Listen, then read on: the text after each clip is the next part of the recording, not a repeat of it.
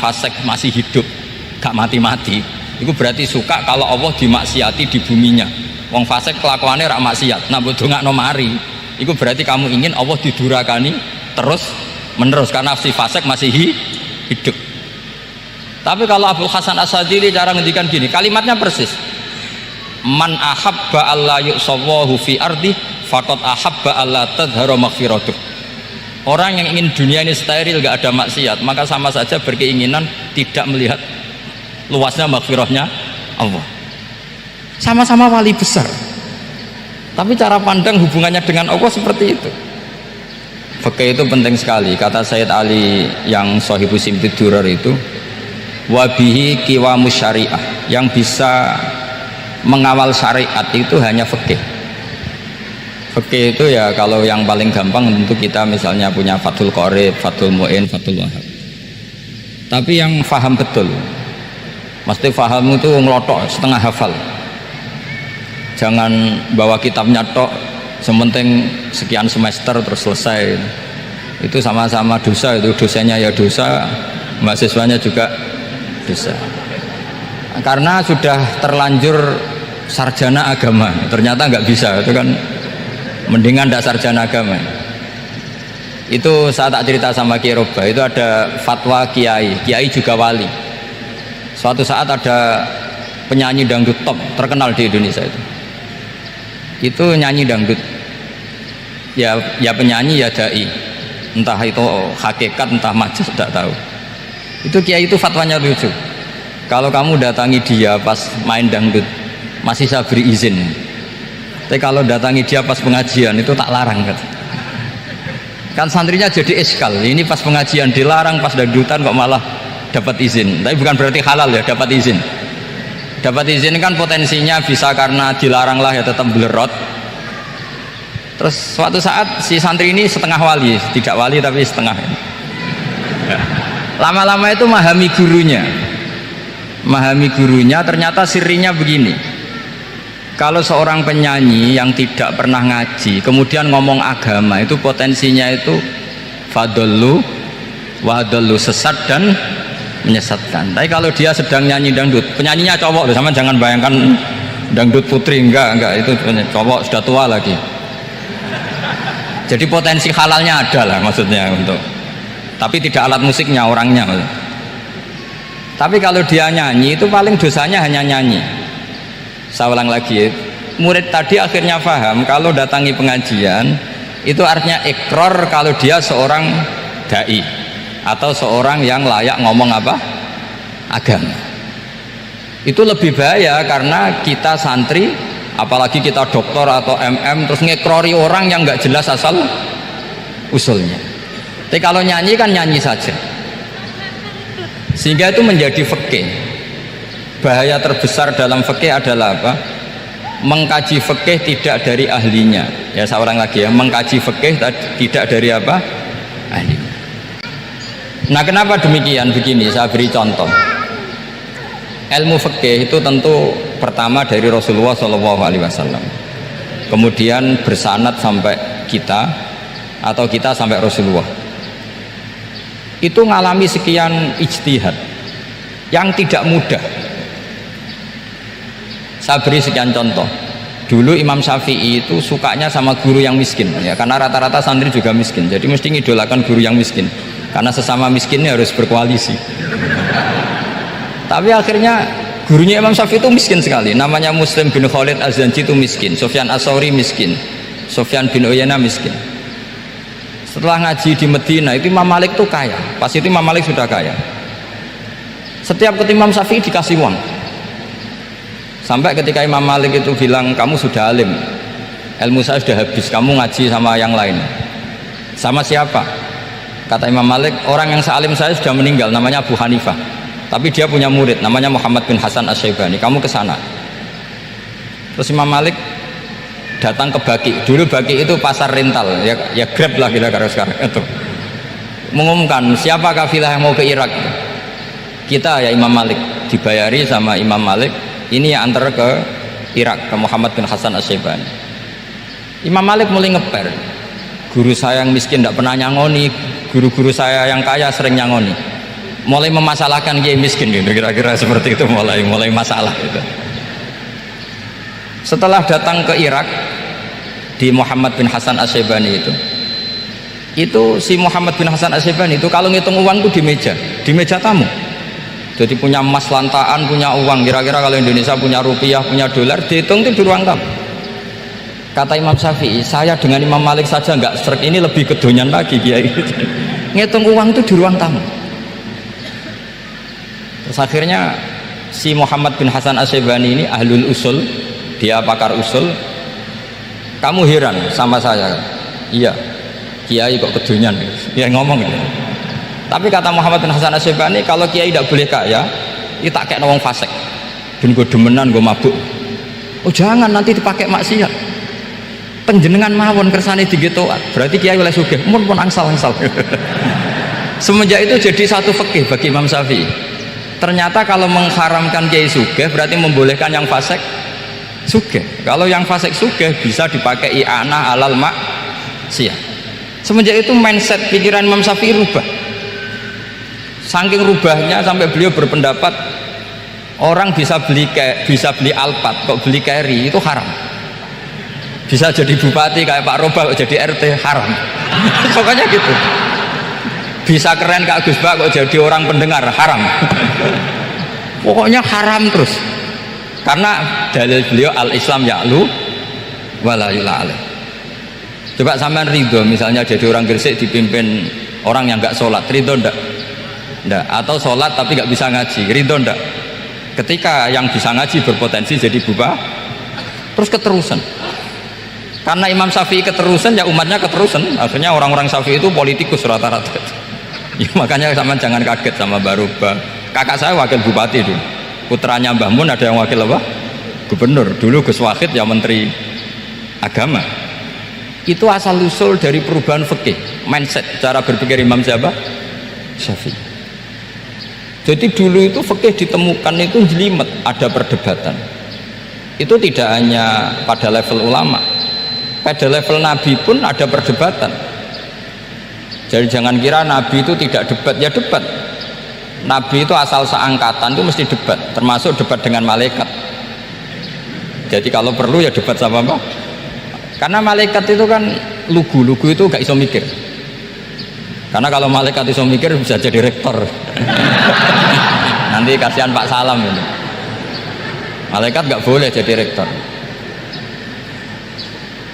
Malaikat Israel itu nggak tahu etika. Jadi beliau ketika mau membunuh, mencabut nyawanya Ibrahim, datang, ya Ibrahim, saya ini disuruh nyabut nyawa kamu. Kata Ibrahim, wah kamu itu pasti salah. Kamu tahu saya siapa? Saya ini Khalilur Rahman, kekasih Allah. Masa kekasih membunuh yang dikasih? Ini nggak benar, logika itu nggak benar. Pasti kamu salah. Karena Israel itu tidak bisa debat.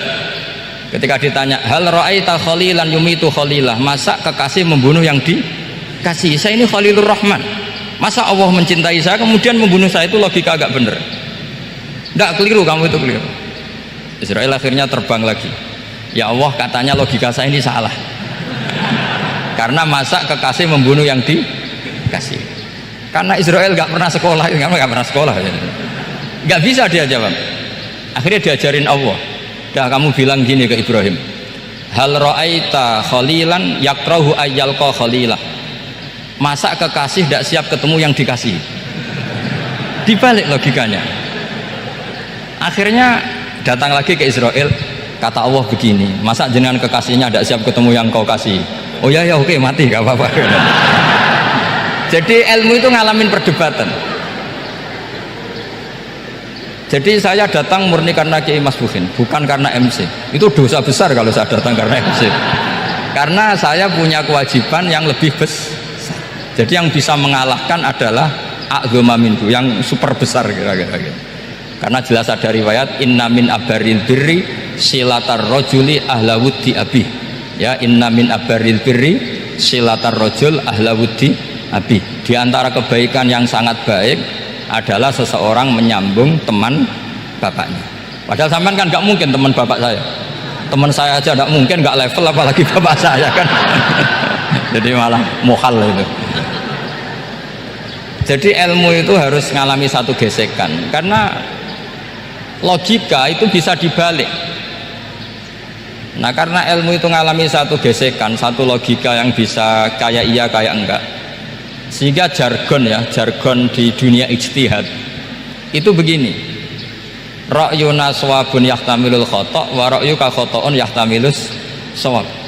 Pendapat saya benar tapi mungkin salah, tapi pendapat kamu taruhannya salah dulu tapi ya mungkin benar. Jadi mustahid, kalau kata mustahid itu lucu ngomongnya, itu ra'yuna shawabun yahtamilul khata', pendapat saya tarifnya benar dulu tapi ya mungkin salah. Kalau pendapat kamu salah tapi ya mungkin benar, atau mungkin bisa salah, ya tidak tahu, pokoknya mungkin benar.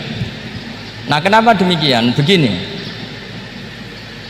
di luar masalah tauhid, seorang lagi di luar masalah tauhid itu tentu ada masalah-masalah yang sifatnya ijtihadiyah. Ya, saya ulang lagi, yang sifatnya apa? Ijtihadiyah. Dan ijtihadiyah ini nggak pernah selesai, karena muqtadul hal, konteks kesejarahan maupun konteks kesempatan itu tidak sama. Dulu kiai-kiai itu ngaramkan dasi, ngaramkan celana, karena yang celananan, yang dasinan itu penjajah, sehingga mantasabbaha biqaumin fahuwa apa? Minhum. Tapi lama-lama kiai-kiai itu ya pakai dasi, pakai celana. Ya karena dianggap sudah tidak mantasabbaha biqaumin fahuwa apa? Minhum. Ini ngalami pergeseran. Semua ijtihad itu ngalami pergeseran. Lalu pertanyaannya begini, lalu ijtihad apa Gus yang permanen? Yang permanen ya ijtihad dengan alatul ijtihad, dengan alat-alat apa? Ijtihad. Saya beri contoh misalnya begini. Nabi Musa itu yang ngalami ijtihad. Kata beliau karena kangen Allah, itu ingin melihat Allah karena kangen. Rabbi arini anzur ilai. Qala lan tarani walakin anzur ilal jabal. Ya sudah, namanya orang kangen ya ingin melihat. Ya sudah, gitu aja. Sehingga ahli ilmu kalam itu berdebat. Kalau kata ahli sunnah, karena Nabi Musa minta ingin melihat Allah, berarti melihat Allah itu jaiz, mungkin. Karena Nabi gak boleh bodoh meminta sesuatu yang hal. Maka antipatinya ahli sunnah terhadap pendapat Mu'tazilah itu antipati.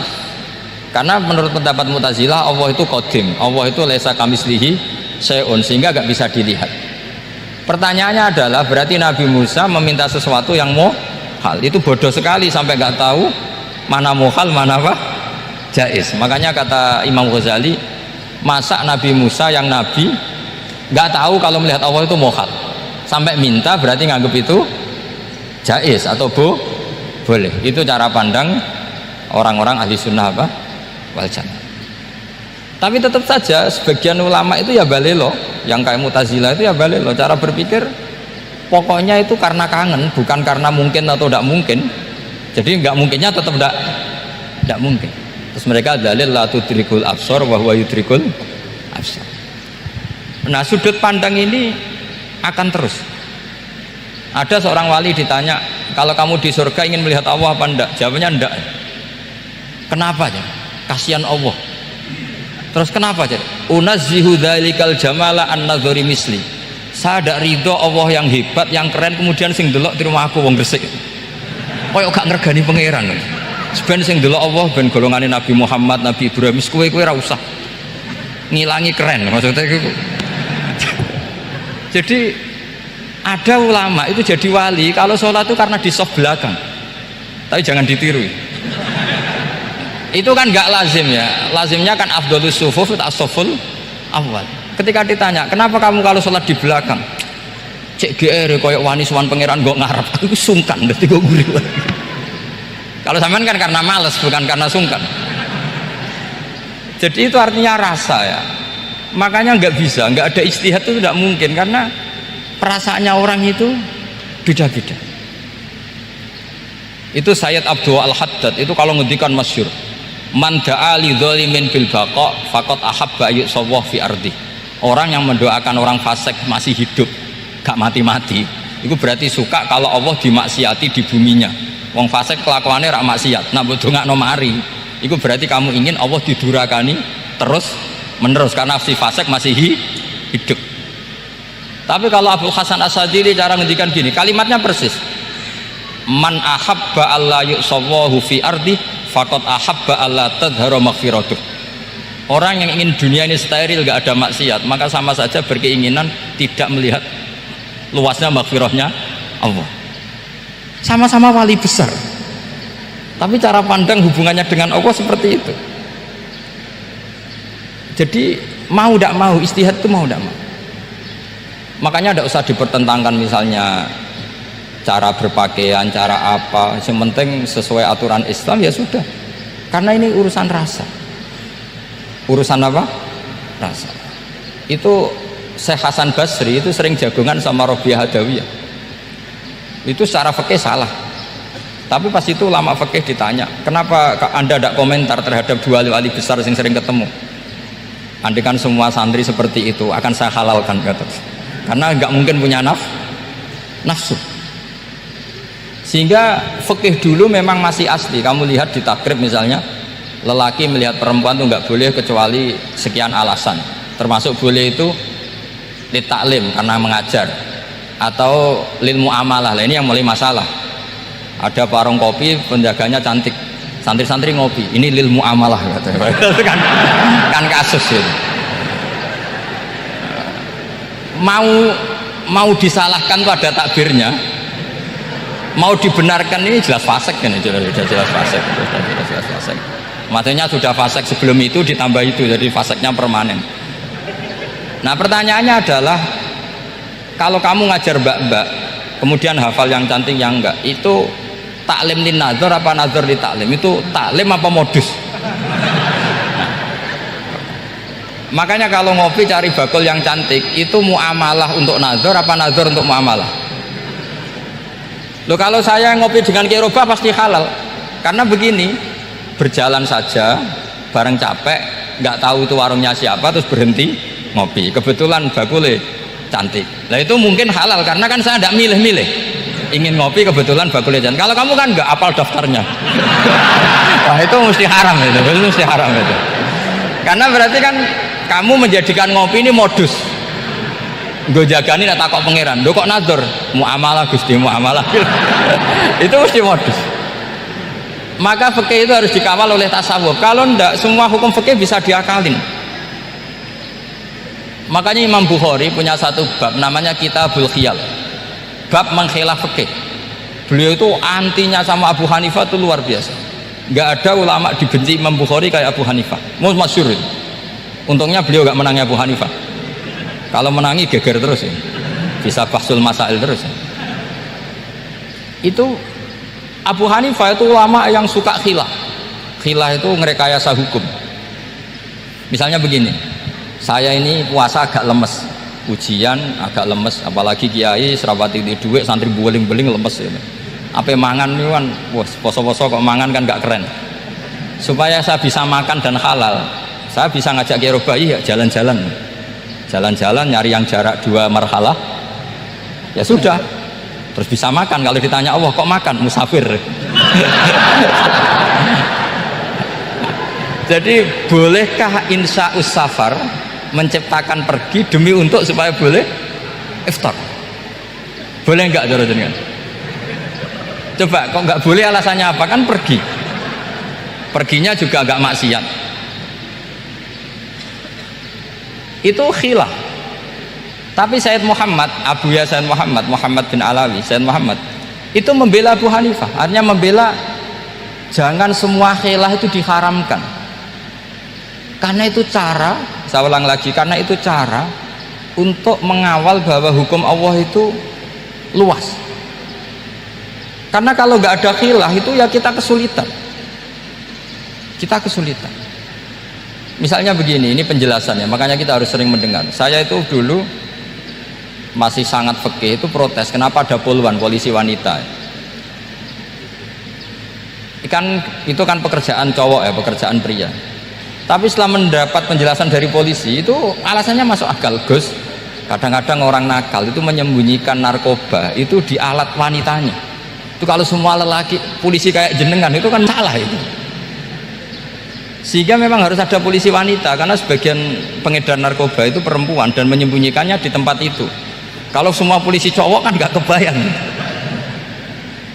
Sehingga kita akhirnya mendengar membolehkan polisi itu wanita. Ada wilayah yang harus wanita. Begitu juga ada pertanyaan, kenapa sih dokter kandungan itu cowok? Saya punya banyak santri yang muhibin saya itu dokter kandungan. Tak tanya, kamu itu kok cowok kok jadi dokter kandungan? Kan pekerjaannya seperti itu. Dia jawabnya lucu. Dari 10 yang tes jadi dokter kandungan, itu yang cewek itu lulus 2, yang cowok lulus semua. Karena ketika cewek dites melihat ketuban pecah darah itu langsung pingsan. Sehingga yang secara psikologi dablek itu kan memang lelaki. Jadi roh wong nyak sewakit santai. Kadang nggak lahir-lahir dinteni nang jopo rokokane santai. Itu kalau cewek yang jadi dokter kandungan itu nunggu jam 11, jam 4 sudah pingsan. Nah ini cerita, bukan berarti saya menghalalkan, enggak. Kita harus mendengar, saya ulang lagi, kita harus apa? Dan itu setelah mendengar itu nanti jadi disiplin ilmu, yaitu namanya fikih. Saya berkali-kali cerita di mana-mana cerita, fikih itu harus dievaluasi karena ini masalah furu'iyah. Saya berkali-kali cerita di mana-mana cerita. Hukum berteman orang fasik gimana? Pasti orang jawab haram karena takut ketularan orang fasik. Tapi kalau dibalik, hukumnya bina orang fasik gimana? Ya baik, umatnya Nabi bisa bina kalau berteman. Kamu bisa bina orang fasik tanpa berteman? Gak bisa. Jadi kalau dibalik, hukum berteman orang fasik gimana? Haram. Hukumnya bina orang fasik baik, bisa bina kalau berteman. Berarti berteman orang fasik ya terus nanti pada level lapangan sih gampang. Kalau yang soleh membina yang fasik dan yang fasik ketularan yang soleh, maka ternyata baik. Kalau yang soleh ketularan fasik ya berarti ternyata buruk. Tapi kan hukum masa nunggu kenyataan, kan jadi nggak hukum. Di mana-mana hukum itu kan ada asumsi, karena ini masalah ijtihad.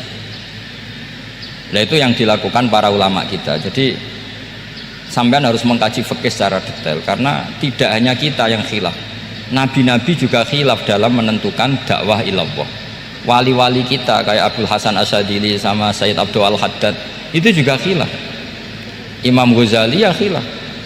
Imam Suyuti itu kalau ketemu Al-Qastolani itu saling tidak nanya, saking nggak cocoknya, masyhur itu. Jadi ulama ya ora cocok. Bedanya nak saiki perkara partai gitu. Kalau orang dulu enggak, karena pakai asumsi karena memang susah. Nggak misalnya memang tak bedai, tak beri yang nggak misalnya ada orang rukuk kemudian ngentut, itu sholatnya batal apa enggak jawab saja. Nggak, orang sholat kemudian pas rukuk kentut atau kelihatan auratnya, sholatnya batal apa enggak? Batal. Lah itu keliru nih sampean, itu salah dosennya mesti itu. Pertanyaannya gini, yang dikatakan sholat itu kan aqwalun wa af'alun muftatahatun bitakbir muhtatamatun bitaslim. Lalu ketika sampai rukuk apa sudah namanya sholat jika kamu katakan batal? Namanya sholat aja belum kok sudah kamu katakan batal itu.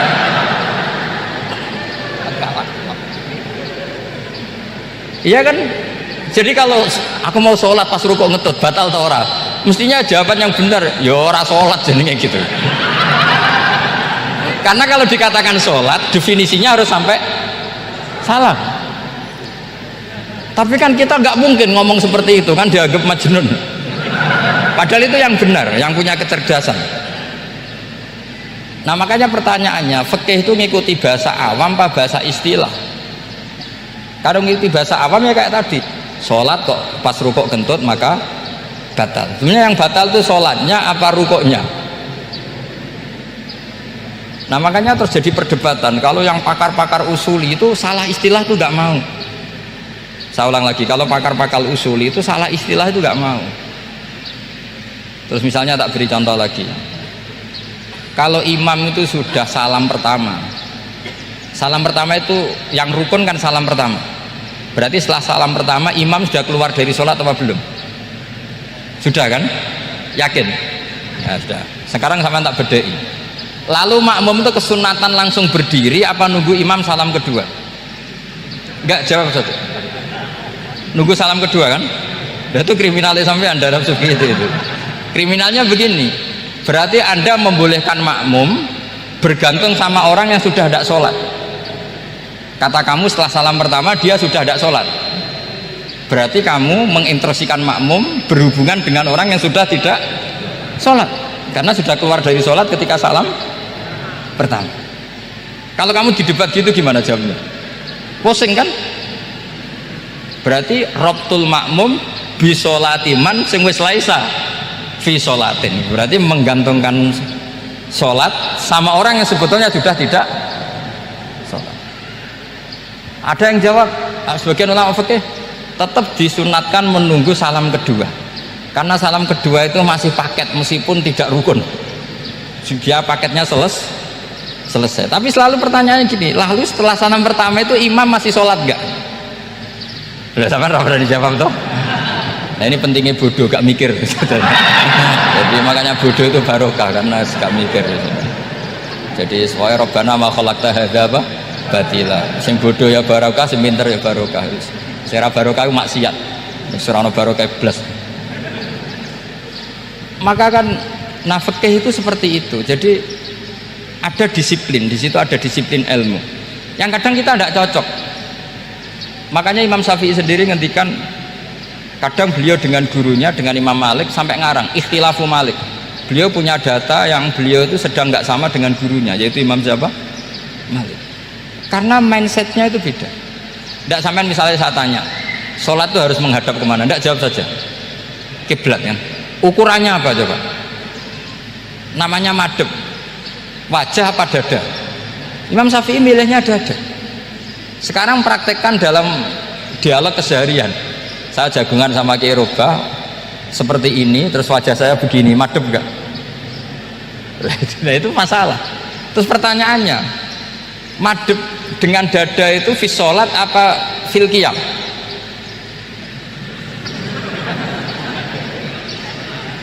Loh enggak, kalau fi sholat pas sujud dada kamu madep mana coba? Kamu enggak pernah mikir kan? Ya madep pakai dada itu kan kalau berdiri, kalau rukuk sama sujud.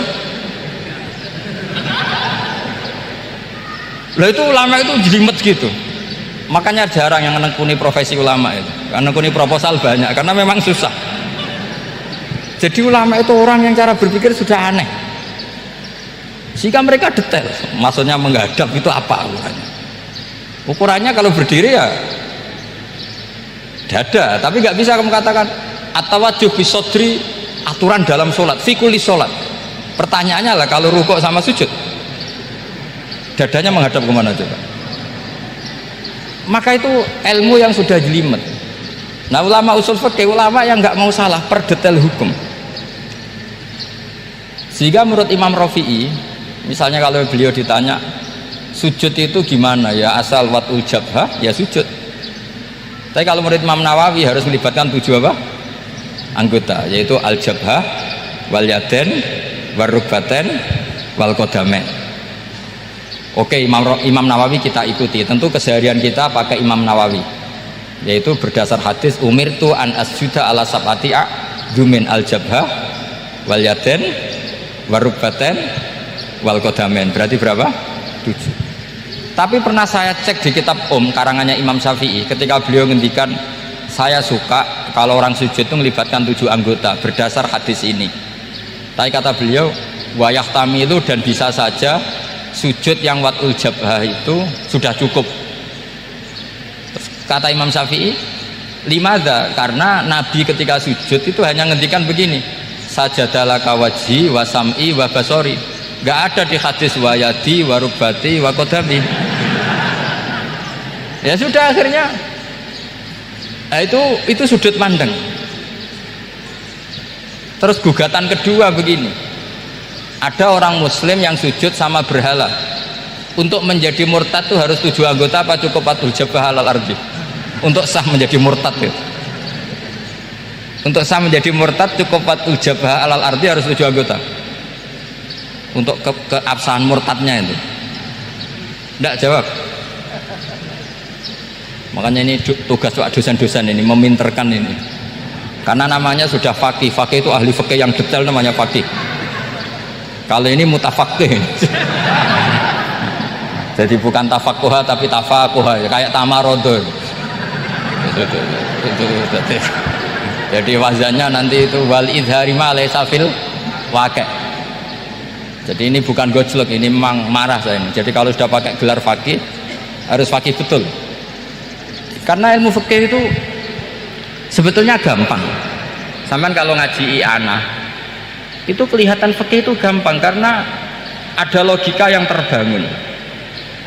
Misalnya begini, orang kalau tawaf itu disuruh agak jauh dari Ka'bah, jangan sampai nginjak sadarwan, karena sadarwan itu pondasi itu ikut Ka'bah. Kenapa begitu? Ya jenenge ra muteri Ka'bah, ide Ka'bah. Jadi sebenarnya sederhana logikanya. Sing jenenge muter itu di luar itu kita muter. Lah kalau nginjak pondasinya namanya gak muteri Ka'bah tapi ide Ka'bah.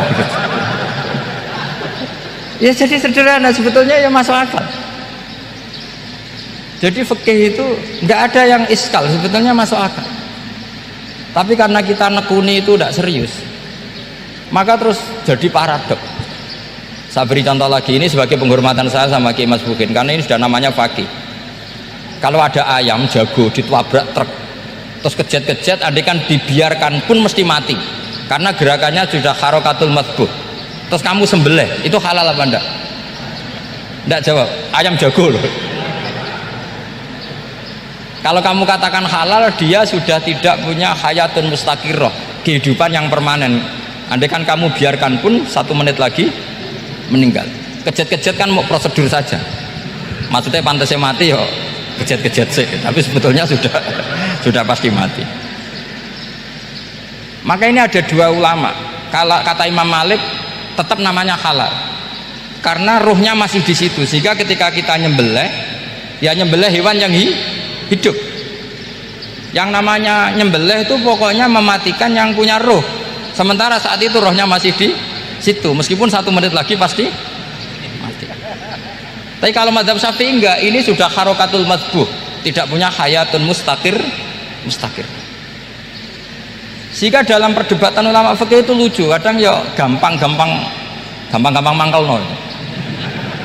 Misalnya begini, kalau ada anak lahir tidak ada amaratul hayat, nggak nangis, nggak bernafas, sunat disolati apa enggak? Siktun sing layas tahillu walayas, langsung lahir langsung mati, nggak ada amaratul hayat. Udah tahu mikir tuh. Itu tidak wajib disolati. Alasannya ya kan memang sholat alal mayit kan tidak pernah hidup.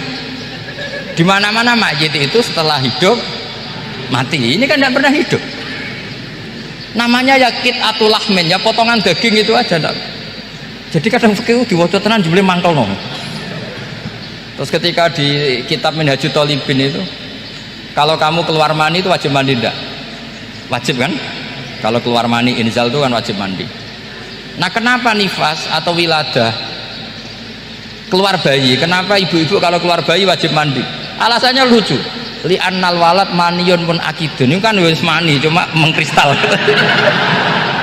Jadi kadang pakai mangkel apa ya sembrono itu, masuk wajib mandi wiladah itu karena apa? Li'annal walad maniyun mun akidun, itu mani yang wis mengkristal, mani sing wis jelalatan lah, lahir nuangis macam-macam. Jadi ternyata karena kenapa fikih butuh alasan, nyari hadis tentang keluar anak mandi itu nggak ada yang sorry, yang ada adalah tentang inzal, innamal ma' minal. Akhirnya dicari-cari, ternyata walad itu maniyun munakid. Nah ini problem fikih. Sampean harus siap dengan pelajaran seperti ini, meskipun sampean mungkin wong priayi, tapi ini ilmu. Ya, saya ulang lagi, ini ilmu. Sehingga ulama itu mau tidak mau harus mau mendengar. Karena logika yang terbangun itu nunggu kalau mendengar, kayak tadi. Nabi malaikat Israel baru sadar, masa kekasih bunuh yang dikasih. Masuk akal. Iso mikir juga Israel. Kalau sama sampean sih nggak nerima, tetap selonang-selonang. Ini masalah Ibrahim Khalilur Rahman. Sehingga kita di alasan fikih itu harus kita dengar. Saya dulu itu, saya sampai sekarang itu sama, kalau bayi lahir masih sudah berbentuk bayi, saya sendiri berpendapat sebaiknya disolatin kalau sudah berbentuk apa? Bayi, meskipun tidak apa? Tidak nangis, tidak ada amaratul hayat. Kan yang digugurkan itu wajibnya, bukan masalah boleh dan tidak. Itu banyaklah perdebatan ulama di bab itu. Saya beri contoh lagi perdebatan ulama. Ini contoh-contoh fikih karena ini khusus penghormatan status fakih tadi. Itu kalau ada orang mati, jenazah itu. Jenazah itu kalau sholat, itu kan umumnya jenazah di depan, kita nyolati di belakang. Itu yang mengatakan begitu ya tidak punya alasan, ya taunya mulai dulu begitu, di mana-mana nyolati jenazah, jenazahnya di depan. Tapi di kitab Mahali jelas diterangkan, kata kaul sa'ani tidak wajib. Alasannya ya lucu, fa innal janazah laisat bi imamin. Jenazah itu tidak imam, kenapa harus di depan? Kan kacau kan? Lu coba alasannya di depan apa? Dia ada imam kok. Nah barokahnya fikih itu, sehingga kita melihat di Arab Saudi sekarang itu jenazah kan di belakang, tapi kita tetap nyolati apa? Mayit. Kalau di Arab Saudi musim haji itu jenazahnya di kamar mayit, tapi kita nyolati. Itu satu-satunya takbir ya tadi, fa innal janazah laisat bimanzilatil imam. Tapi jangan praktekkan, nanti dia kepaliran sesat tuh. Saya hanya cerita ilmu, jangan dipraktekkan. Kalau dipraktekkan masih jadi aliran sesat. Mono jenazah ning mburi mame kok ngarep aliran sesat. Sebetulnya bukan sesat gitu. Uji coba fikih. Ya karena tadi fa innal janazah laisat bimanzilatil. Bukti lagi kalau sampean sholat ghaib. Sholat ghaib itu misalnya mayitnya di Surabaya, boleh nggak sholat ghaib di sini? Terus jenazahnya di belakang kamu apa depan kamu? Nah ini kan fikih itu pokoknya gitu. Makanya standar furu'iyah itu susah. Karena perdebatannya itu mirip-mirip, kayak iya, kayak tidak, kayak. Makanya dulu zaman sahabat, ada sahabat itu mencintai Rasulullah, senengannya sowan, bukti cinta sowan. Banyak juga yang sahabat bukti cinta Nabi itu tidak pernah sowan, alasannya ganggu. Kenapa kamu jarang sowan Nabi? Saya sering jamaah sama Nabi, saya tidak pernah sowan. Kenapa? Ganggu.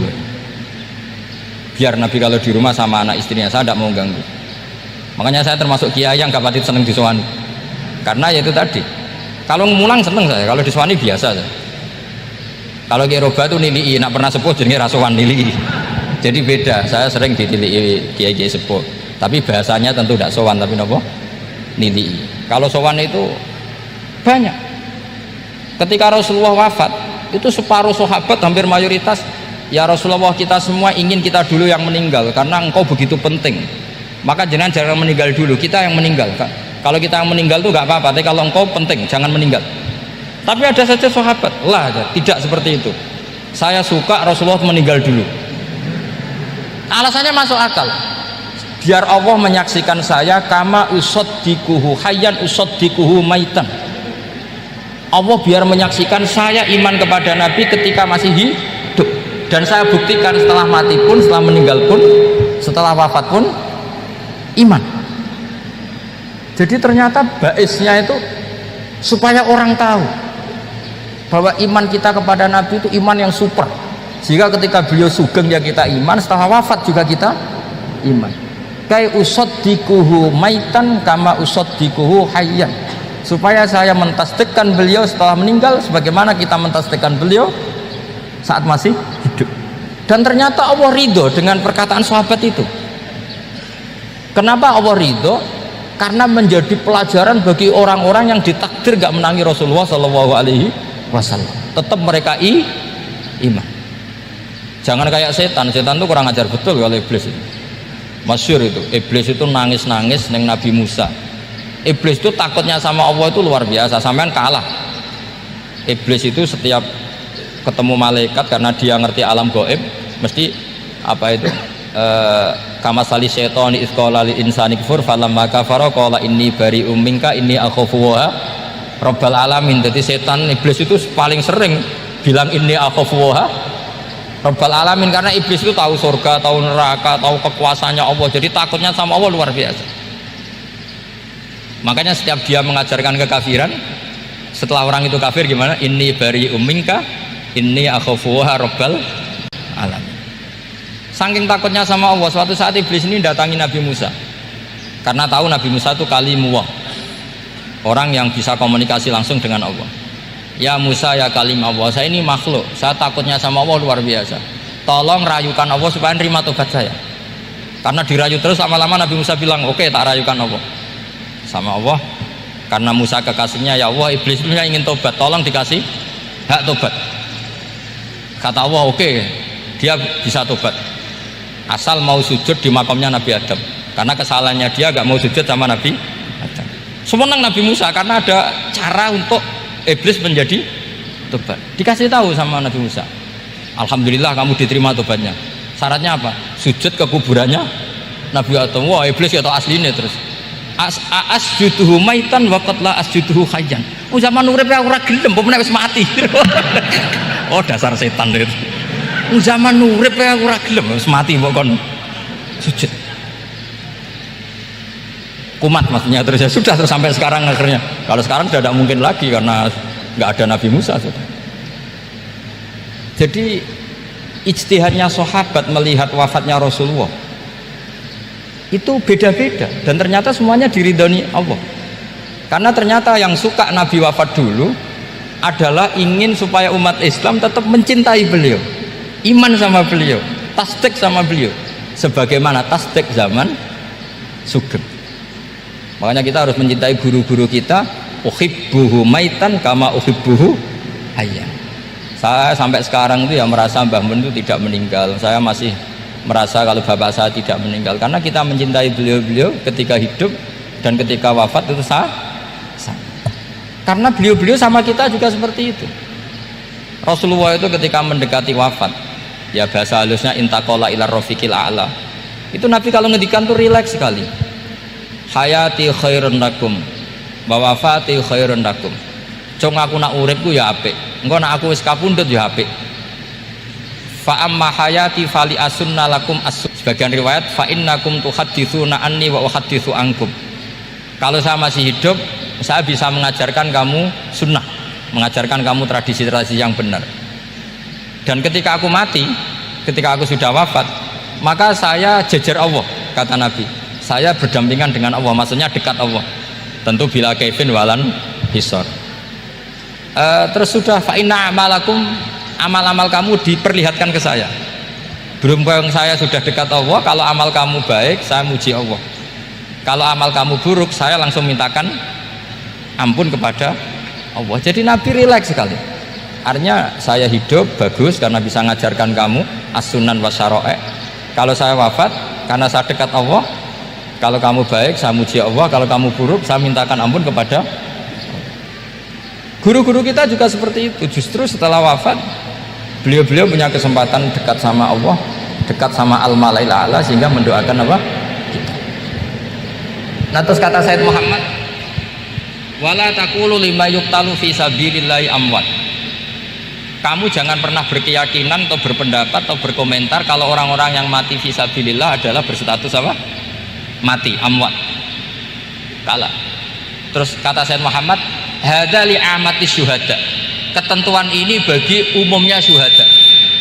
Artinya gini, umumnya syuhada saja tidak berstatus amwat, apalagi hadza Rasulullah sayyidus syuhada, sayyidul anbiya, sayyidul mursalin, tentu tidak pernah berstatus amwat. Ya saya ulang lagi ya, jadi sampean cara berpikir, amatus syuhada, syuhada yang umum saja berstatus hidup, tidak boleh distatuskan amwat. Apalagi Rasulullah itu sayyidus syuhada, sayyidul anbiya, maka status beliau pasti hayyun la yamut, pasti beliau itu hidup tidak. Dan karena beliau itu asfaq, sangat sayang kepada kita, sebagaimana zaman beliau hidup itu sayang kepada kita sampai nangis-nangis minta hak syafaat, maka setelah meninggalkan pun beliau pasti sayang kita dan pasti berusaha supaya kita diampuni oleh Allah Subhanahu wa ta'ala. Sehingga ada sahabat yang tadi berpendapat, kalau saya nggak masalah Nabi wafat dulu, supaya Allah menyaksikan saya usaddiquhu maitan kama usaddiquhu hayyan. Jadi ini cerita ya, cerita sudut-sudut pandang. Jadi saya mohon kalau mengkaji fikih itu harus detail. Minimal takrib itu setengah hafal. Supaya konstruksi ilmu itu utuh. Ya sama lagi konstruksi ilmu itu. Karena ilmu itu mesti ada yang apa ya? Ya rada setengah salah itu, tapi disalahno ora kena. Ndak sampean tak bedheki, nak pancen bener langsung tak angkat jadi rektor. Nak bener tuh. Coba rukun sholat pertama itu apa coba? Rukun sholat pertama niat sama berdiri dulu mana? Ayo niat dulu baru berdiri apa berdiri dulu baru niat? Berarti niat sama berdiri dulu mana? Rubah kan? Artinya kita mau bilang tartib urutannya niat berdiri takbir gak bisa. Yang dikatakan niat itu apa? Qasdus syai' muqtaronan bifi'lihi. Berarti niat sama takbir harus bareng apa urutan? Bareng. Terus dengan qiyamnya urutan apa bareng? Bareng apa urutan? Loh enggak, kalau urutan berarti takbir dulu duduk baru berdiri. Nah maka seperti ini itu mau tidak mau kita salah. Dikatakan tartib ya salah, dikatakan serentak ya salah. Cuma karena kita bodoh gak tahu mikir itu, alhamdulillah kan di situ itu. Lu coba niat sholat loh, niat takbir qiyam dulu mana? Niat takbir qiyam dulu mana coba?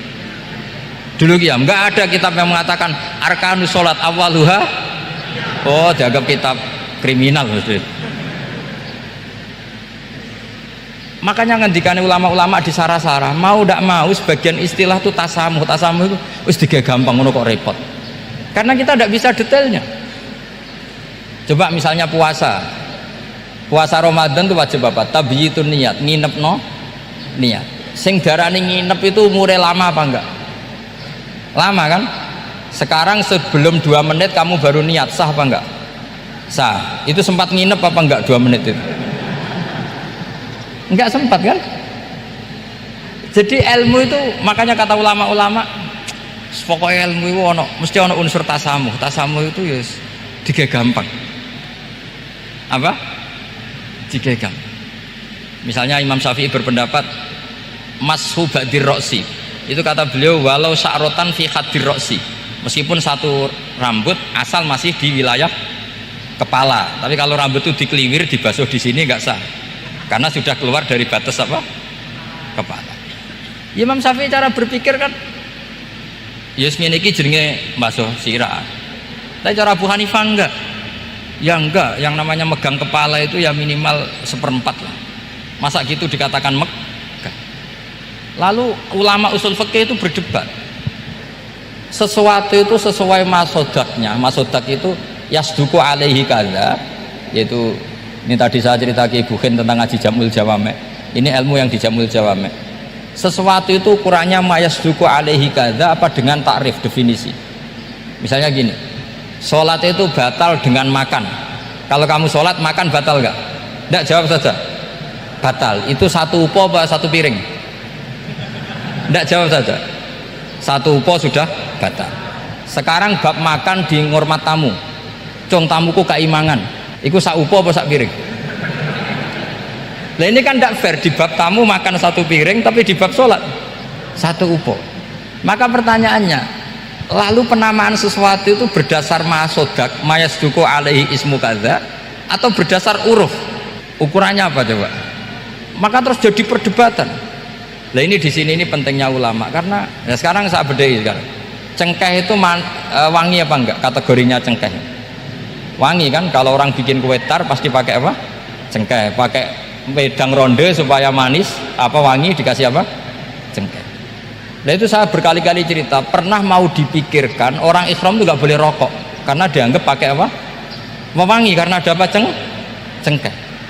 Tapi terus didebat, kalau gitu berarti orang Jumatan sunat rokok karena Jumatan disunatkan pakai pewangi. Wah itu kan akhirnya tuh, wah iya repot ya kali.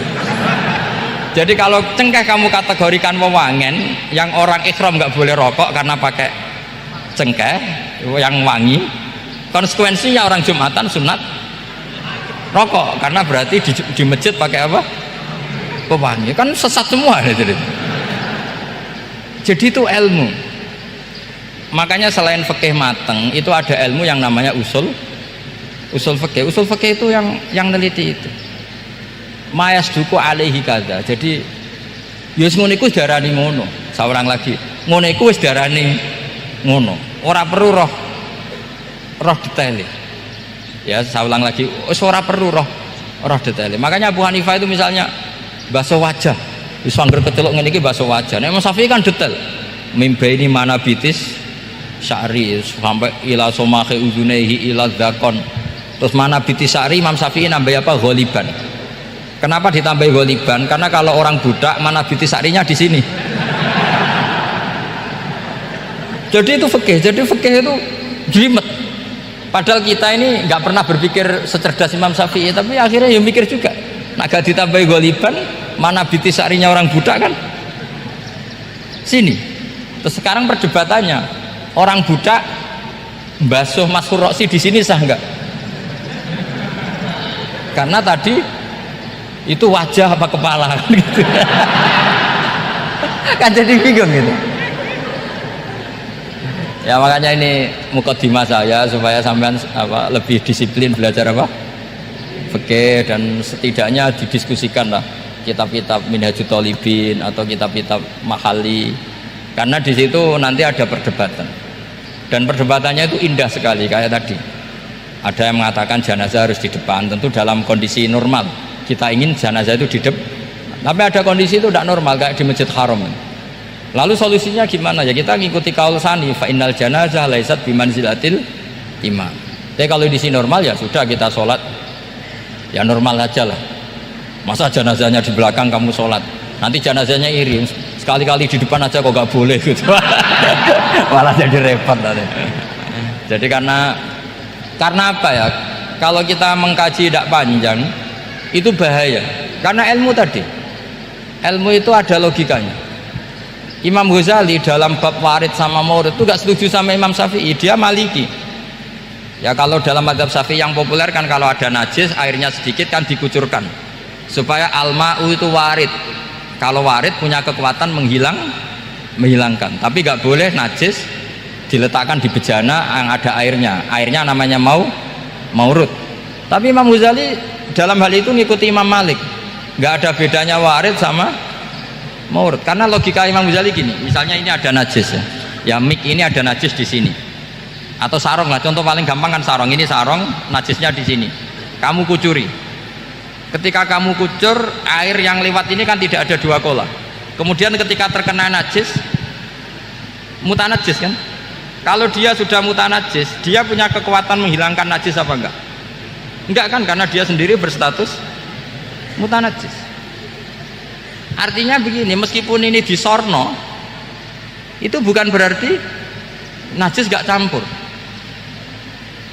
Nah terus sampean misalnya bantah, tapi kucurannya wakil, terus nanti semua tersisa hilang. Ya kalau gitu nggak ada masalah kan pertanyaannya kan karena banyu itu satu ciduk.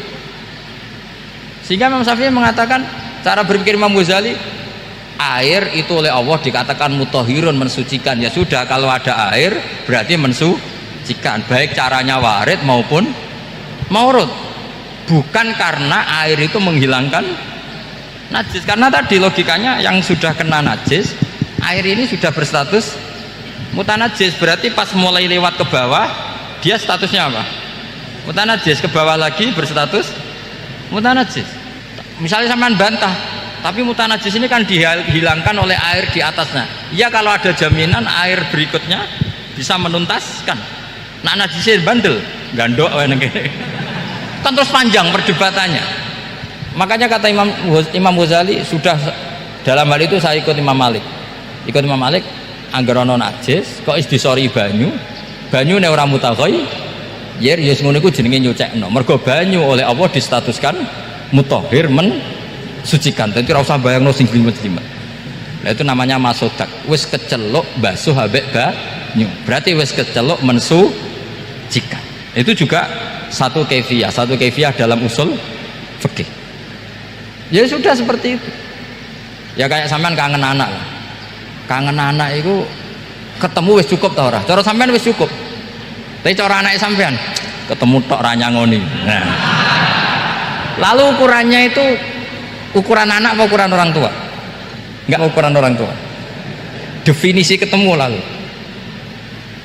Ukuran orang tua apa ukuran anak? Sama khilafnya ulama, ini terakhir contoh terakhir dari saya. Fasyamu salasati ayyamin fil haji wa sab'atin idza raja'tum. Ada pelanggaran haji yang bayarnya itu puasa 3 hari di musim haji dan 7 hari ketika pulang. Imam Syafi'i berpendapat 7 hari yang idza raja'tum ketika pulang itu orang itu setelah di rumah. Di mana-mana pulang itu setelah di rumah. Tapi menurut Abu Hanifah enggak, asal sudah balik kanan dari Mekah, dia di perjalanan puasa sudah sah. Karena bagi penduduk Mekah kalau kamu sudah balik kanan namanya pulang. Seperti ini saya nanti, setelah acara saya pulang. Pasti Kiai Roba kalau ditanya, Gus Bak kemana? Sudah pulang. Tapi tanyakan istri saya. Jadi orang sini kalau saya sudah pamit, sampean bilang saya pulang enggak? Gus Bak kemana? Sudah pulang. Tapi tanyakan istri saya, belum pulang. Lalu ukurannya ini jenengan apa istri saya? Mau nggak mau harus, karena Allah hanya nyantian wasab'atin idza raja'tum, dan 7 hari ketika kamu sudah pulang. Ukurannya siapa coba? Ukurannya penduduk Mekah apa keluarganya? Kalau ukurannya penduduk Mekah, asal orang haji sudah cabut ya disebut pulang. Tapi kalau ukurannya keluarga, asal belum sampai rumah belum disebut pulang. Itu seperti kita dulu ketika era Wesel, zaman Ki Mas Bukin, Ki Roba Mondok, saya kan era Wesel. Angger wong tua bar ngeposno, anakku wis tak kirimi kan gitu. Wong wis diposno. Tapi masih 3 hari. Jare anake durung dikirimi. Bener mana coba? Ya kira-kira seperti itulah usul fikih. Saya mohon ini mengkaji itu dengan status fakih. Fakih itu orang yang mutafannin, mutabakhir fil fikih. Itu baru disebut apa? Fakih. Kalau enggak namanya apa? Mutafakih. Jadi bukan fakih tapi berpura-pura apa? Berpura-pura ahli fikih. Ya, tentu sekolah ini bukan diciptakan untuk yang berpura-pura fikih, tapi memang benar-benar apa? Fakih. Jadi ini cerita ya. Makanya kitab-kitab ahli sunnah wal jamaah itu nyebutnya itu awaluman amana minar rijal Abu Bakar wa minan nisa Khadijah wa minas sibyan Ali wa minal mawali Zaid bin Harisah. Andai kan pertanyaannya agak objektif, yang mutlakon siapa? Dari sekian pemenang, yang pemenang sejati siapa? Mesti debatnya tuh antara Khadijah dan Warokah. Tapi gue objektif sing ora bener, susah nggak hukum adab ya rasa kecangkeman.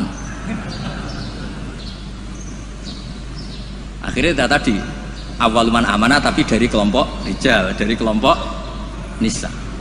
Tapi secara logika, wong pertama yang diceritani Khadijah, dan ketika Nabi umur 25 nganti direwangi wong Maisarah ya karena sudah. Nah, tapi kalau itu dipakai, jangan-jangan Bukhairah malah panjang lagi kan? Jangan-jangan Nas Turo, ya mungkin. Buktinya orang Raja Habasyah ketika dia dibacakan surat Maryam oleh Ja'far bin Abi Thalib, dia langsung iman. Inna hadza wa manazala ala Musa lamin miskatin wahidah. Ini dengan yang dibawa Musa itu dari mata air yang sama, dari sumber yang sama. Kemudian dia juga iman. Daripada geger-geger ngono ora usah ngono, ana minar rijal, minan nisa, minas sibyan, minal mawali. Jadi ahli sunnah itu ulama yang nggak suka objektif kalau itu punya akibat ngelama, kerepotan. Corong Jawa itu kerepotan, ribet. Misalnya orang wali terkenal terus urip neng daerah tertentu, tapi neng kono itu numpang iku lho, Karmen. Dhisik itu tanah sing tinggal tanahnya Parman. Wali kok numpang kan yo ora enak. Ya cerita ngono iku ya objektif, nyatane tenan awal-awale. Tapi kono koyo wong drengki kan cerita gitu itu koyo. Jadi sebetulnya konstruksi nubuah itu panjang. Bahkan kalau di kitab Sirah Nabawiyah itu mulai Yaman kuno itu sudah ada diskusi Nabi akhir zaman. Nah, Ka'bul Akbar ini orang yang agak sembrono. Dia itu kitab yang dibaca itu Taurat, dan dia masyhur itu kan Al-Hadis Susani an Yasar bin atau an Ka'bil Akbar saat terusnya ila sifron wahidan karena yaktimu wa idkhiluhus sunduk. Kabul Akbar itu menangi Kanjeng Nabi, tapi dia hanya punya 2 data, maulidu bi Makkah wa hijratuhu Madinah. Lah dia data yang dia baca wa sultanuhu bisyam. Sentral Islam nanti itu di Syam. Lah Kabul Akbar itu tidak menangi kemenangan Syam. Rasulullah itu tidak menangi kemenangan Syam. Sehingga cara dia data ini kurang 1. Makanya dia belum Islam. Ketika Umar radhiyallahu anhu membuka Syam, berarti sudah masuk wasultanuhu Syam. Baru Kabul Akbar masuk Islam karena menurut dia datanya adalah jenis data yang memasukkan wasultanuhu Syam. Tapi data yang di Khadijah cukup tudhilluhul ghamama tuti'uhus sahaib. Jadi yo ribet. Tapi saya ulang lagi, tapi syaratnya Nabi tetap layak rok walayak tub, supaya nggak ada ingin pelantikan, nggak ingin jaga citra. Jadi Nabi nggak ada propos. Gak ada foto-foto.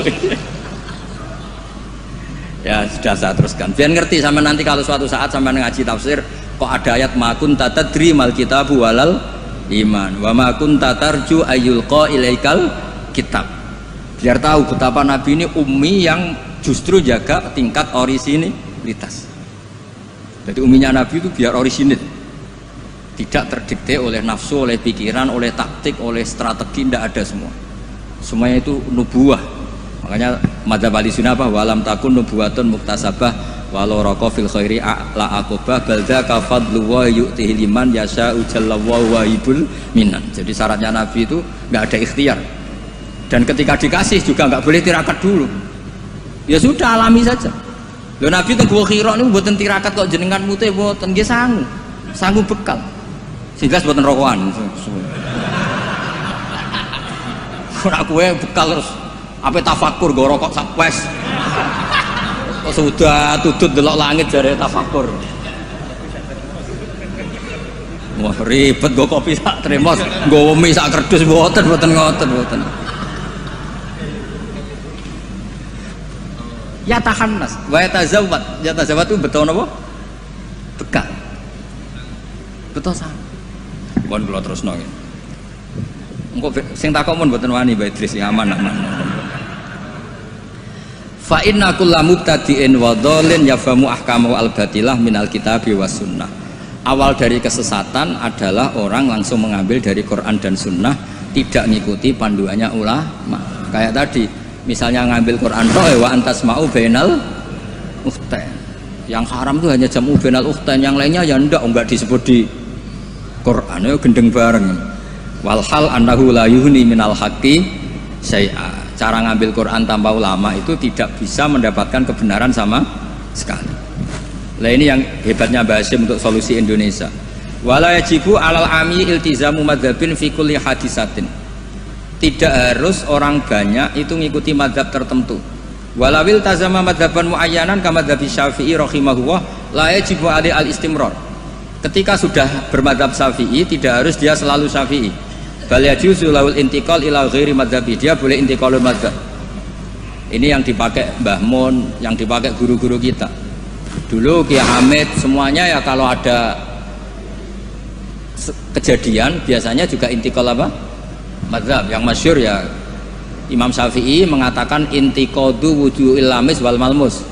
Yang megang maupun yang dipegang batal. Oke, dalam kondisi normal seperti itu, tapi nanti setelah tawaf dong ikuti madzhab napa? Maliki, bahwa menyentuh perempuan asal tidak syahwat itu ndak batal. Ada yang bilang wes pokoknya enggak batal, catatan ndak syahwat kayaknya ada keberatan itu. Tapi itu artinya intikal. Masjid juga gitu. Saya sering ditanya orang, Mbak Idris itu masjid di kampung-kampung itu kan mau ditingkat. Bekas tanah itu wong dikai ora gelem mergo tanah wakaf. Nah gak dibuat ngelumbruk, bekas bangunannya nak dirubono ngelumbruk, dibuat oleh tanah wakaf, nak dibaro di situ ngelumbruk. Nah, itu kalau kita ada intikal mazhab Hanafi bahwa wakaf itu atiyatun mahdhah, nggak bisa. Akhirnya kalau saya ditanya, ya nak iku problem kayak no cahaya yatim, tak kayak no imam masjid sing rodok diutang seneng didol dari kebaikan ke kebaikan yang lain, karena keberadaan barang-barang bekas ini sudah doror, sudah ganggu, sudah tidak lagi maslahat ya. Tapi seperti itu tetap intikal madzhab, karena kalau madzhab Syafi'i itu kan wakaf la yuba wala yuhab wala yuros, pusing kan, pusing buatan pusing. Makanya ya saran saya kalau ada masjid ismeh rubuh, ya kayunya yang layak dan di situ sudah mau dibangun masjid mewah, kasihkan madrasah atau musola. Kalau nggak bisa kasihkan fakir miskin. Tapi yang penting dari kebaikan menuju kebaikan yang berbeda. Lah ikutnya apa? Ya Hanafi, karena yang lainnya la yubak wala yuras wala yuha. Nah seperti itu tuh kita harus. Begitu juga misalnya ada wong awam sholat, jebule pupune kena rokok kretek. Bar sholat lagi roh nak pupune kebuka sak bolongane rokok. Itu harus intikal madzhab meskipun badal amal. Jadi misalnya nanti juga diterangkan di kitab ini. Ono wong awam, saya ulang lagi, ono wong awam bar nyaponi kandang ayam, setelah sholat ke susu ternyata di sini ada teleknya apa? Ayam. Nah, kalau dia disuruh iada kan keberatan. Ora potongan wali kon baleni sholat itu kan keberatan. Wong kiai dhewe nak kon iada keberatan apa meneh. Nah itu harus dibilangin. Sudah tidak usah iada tapi jangan ulang lagi. Ngikuti madzhab Imam Royani kalau Rasul makul tohir. Tapi dibaleni nih, tapi nak sakit amun baleni malih. Itu sudah biasa. Jadi boleh intikal madzhab walau badal amal meskipun setelah dilakukan. Kan dia intikal itu setelah amal. Nanti juga dibahas di sini, nanti tak teruskan. Ya jelas ya, wala yajibu alal ami iltizamu madzhabin fi kulli hadisatin. Nah, terus wal ami alladzi lam yakun lahu nazarun wastidlalun wa lam yaqra kitaban fi furil madzhab idza qala ana syafi'un lam yu'tabar hadza kadzalik bi mujarradil qaul. Wa qila idzal tazamal ami madzhaban muayyanan yalzamul istimrar alaihi li annahu itaqada annal madzhab alladzi intasaba ilaihi wal haq fa alail wafa bi mujabi itiqadi. Tapi niku mboten populer. Lah niki walil muqallidi taklidu ghairi imamihi fi hadisatin. Seorang muqallid boleh ngikuti mazhab selain imamnya dalam satu peristiwa tertentu. Falahu ayuqallida imaman fi sholati zuhri masalan wa yuqallidu imaman akhar fi sholatil asri. Nah terus beliau ngendikan wa taklidu badal amali jaizun. Taklid setelah melakukan amal itu boleh. Falau sholla syafi'iyun dhanna sihhata sholatihi ala madhabi summa tabayyana butlanuha fi madhabihi wa sihhatuha ala madhabi ghairihi falahu takliduhu wa yaktafi bitilkas sholat. Enteng ya. Jadi misalnya saya Syafi'i goblok misalnya. Saya orang Syafi'i yang goblok. Berkeyakinan kalau sholat ono tletonge sapi itu batal. Delalah bar sholat terbukti basarung saya ada teletong sapi. Berarti kan saya meyakini sholat saya tidak sah. Terus ketemu Mbak Idris, serapopo cara madzhab beliau. Lah ini saya nggak perlu iadah, meskipun badal amal. Cocok ya? Loh, buat ini dawe bahasa, buatan dawe itu. Loh, buatan sampean Arab percaya sinau ini mana nih? Geng, ungkul mau narik kalau sinau nih kok kita beli. Gampang kan? Jadi taklid badal amal itu boleh. Jadi misalnya ada Lego tanah wakaf yang maslahat. Kadang-kadang kan ada posisi masjid yang zaman Sunan siapa itu strategi. Tahu-tahu kegeru zaman di situ tuh sangat nggak strategi sehingga ini mati masjid ini. Terus keputusan masyarakat situ masjid dipindah. Mau tidak mau harus intikal madzhab Hanafi. Cuma jangan juga yang beli ini orang fasik atau menjadi tempat maksiat. Jangan misalnya dari masjid menjadi madrasah atau menjadi musola atau jadi rumahnya orang soleh. Pokoknya jangan ke adna. Kata Imam Subki boleh merubah wakaf syukur-syukur ila a'la. Sementing jangan ke maksiat. Karena mau dipertahankan sudah tidak mungkin. Misalnya tadi perkampungannya pindah, orang sudah tidak ke situ. Terus barokah perubahan zaman, Islam trennya tidak di situ lagi, itu kan ruwet. Nah, tanahnya udah ditol, misalnya terpaksa seperti itu, mau tidak mau. Kalau enggak dianggap melawan negara kan ribet. Nah, itu kalau nggak ada madzhab Hanafi yang anggap wakaf itu atiyatun mahdhah, lihat di Mizan Kubro. Ya sudah terserah nazir yang sekarang masalahnya kayak apa. Itu kan banyak, saya tuh sampai bosen ditanya kiai-kiai kampung gitu. Rata-rata ya antara kiai kolot mbek kiai modern. Biasanya lazim sing modern ra iso ngaji, pesenane perubahan. Sing iso ngaji ora pati luwes. Ribet ngadepi wong kotok ambek wong modern. Tapi enaknya masyarakat tuh kalau ada orang terkenal alim rodok diwedeni, rodok lumayan lah itu. Ya barokah itu kan nak takok sing jawab aku rodok wedi. Jadi terkenal tidak untuk hadun nafsi, tapi untuk mempersempit konflik. Jadi karena hukum ya, saya ulang lagi, hukum itu kadang itu tidak objektif. Saya beri contoh ya, sama nggak usah tersinggung. Madzhab Syafi'i yang mengharuskan Jumatan orang 40, ya, itu juga dikritik oleh Fathul Mu'in. Tidak usah saya, Fathul Mu'in pun kritik. Kritiknya gini, kalau ada orang berpikiran harus iqamatul Jum'ah walau biduni arba'in harus diikuti.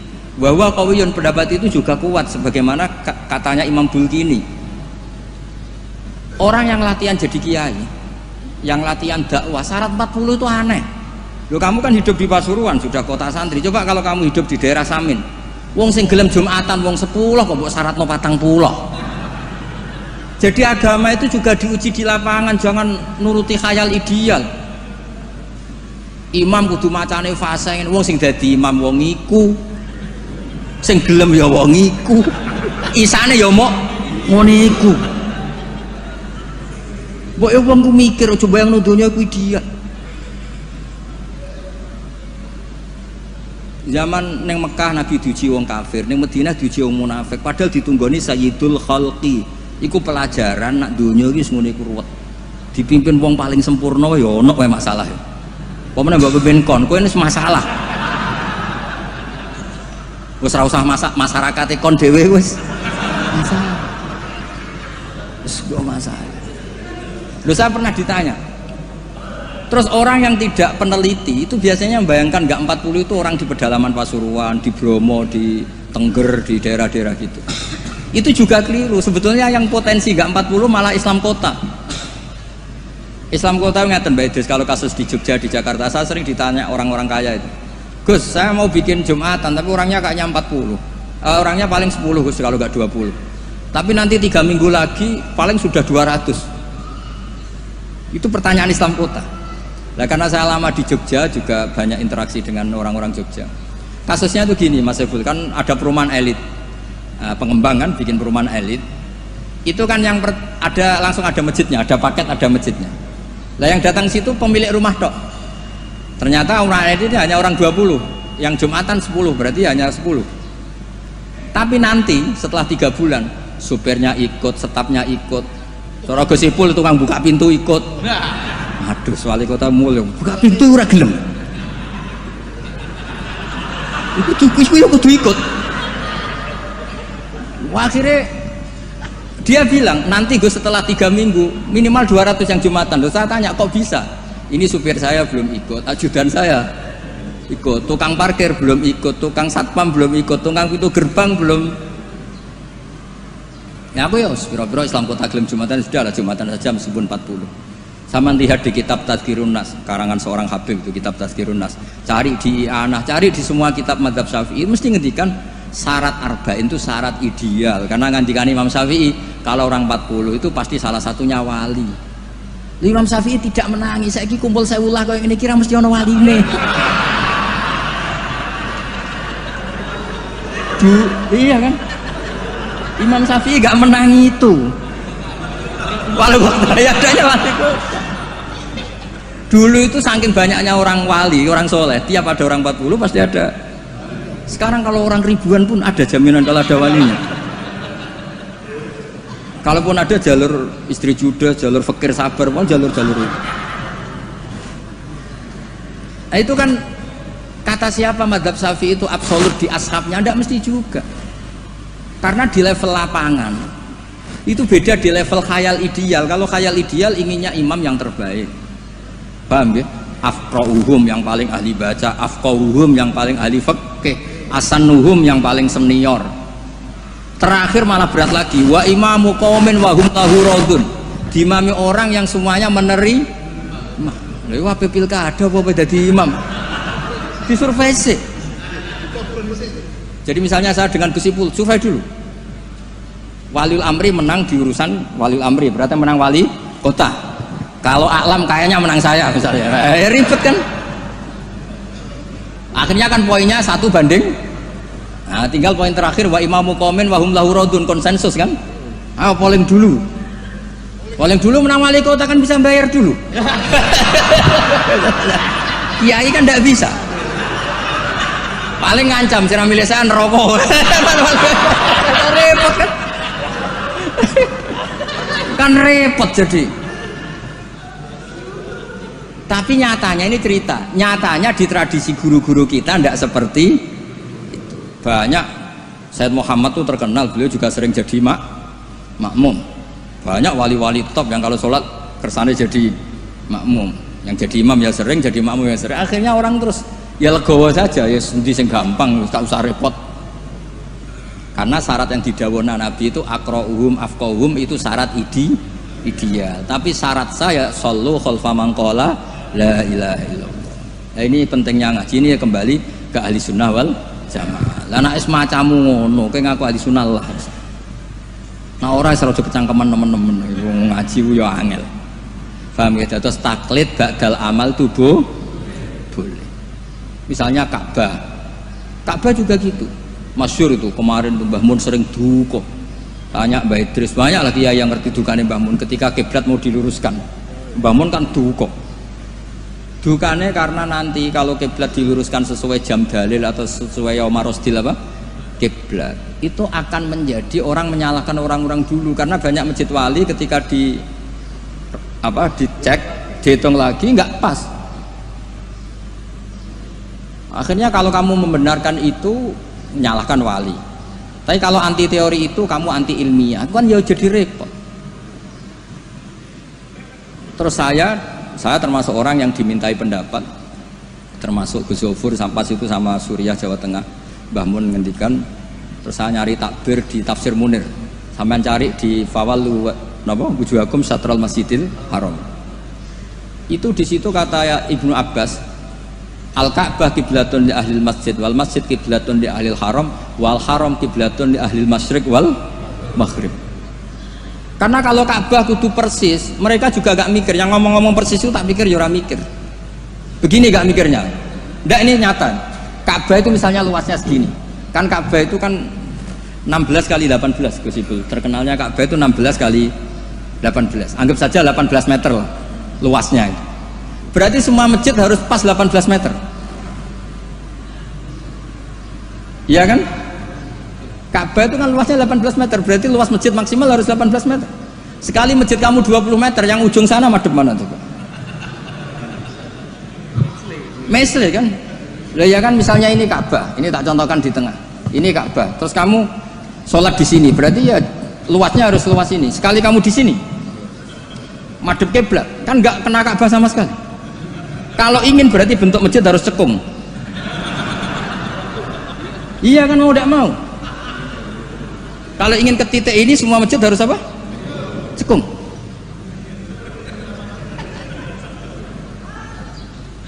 Lah itu pas itu Mbah Mun saking dukane ngendikan gini. Senengane bener Ka'bah. Rumangsamu sing wajib madhep Ka'bah iku mok wong salat tok. Wong mati wajib madhep Ka'bah iku keduki kabeh. Sampai gitu. Betul lho. Saking dukane Mbah Mun. Memangnya yang wajib madhep kiblat itu hanya salat. Orang yang mati pun harus madhep Ka'bah. Keduun kabeh. Iku cek versi kaul qadim kabeh. Ya ini cerita aja, gak usah dilebokno hati, tapi ini ilmu ya. Jadi sampean biar rileks. Jadi beragama itu yang rileks karena inna hadzina matinun. Agama ini sudah sudah kuat. Mboten kuat sepundi ditunggoni Rasulullah sallallahu alaihi wasallam jelas hebat. Ditunggoni sahabat yo mlaku. Ditunggoni wali songo sing wonge pinter-pinter yo mlaku. Yo ditunggoni mudin yo mlaku. Ditunggoni kiai proposal yo mlaku. Ditunggoni kiai sertifikasi yo mlaku. Itu yang hebat bukan kiainya, karena agama ini dijaga Allah Subhanahu wa taala. Mulane kalau kan dadi kiai khusuk teman-teman mboten purun. Rugi. Agama wis dijaga pangeran. Kalau khusuk ora khusuk, bahkan saya jatuh sekalipun hadzadin tetap mati. Yang jatuh paling seorang bukan hadzadin. Mulane kalau kiai wis wantes. Terus cara bapak ngoten. Kiai tenanan goblok-gobloke kiai. Kok saged, Pak? Lho inal huda wala apa tenanan wae mulang ya mulang. Sesuai mulang. Mbah Mun ngandani saya juga gitu. Kowe nak mulang wis mulang ae, aja geman kepen minterno santri, demen kecewa. Wong kula mulang mulai dhisik nganti saiki sing goblok ya pancet goblok. Lah sing bakat pinter mboten kula ulang lah ya wis pinter. Lah ini prestasine kiai ning ndi ya ora roh. Ya ikhlas niku, makanya agar sekali gak ikhlas wis gak duwe prestasi. Ya saya kira demikian, mohon maaf. Assalamualaikum warahmatullahi wabarakatuh.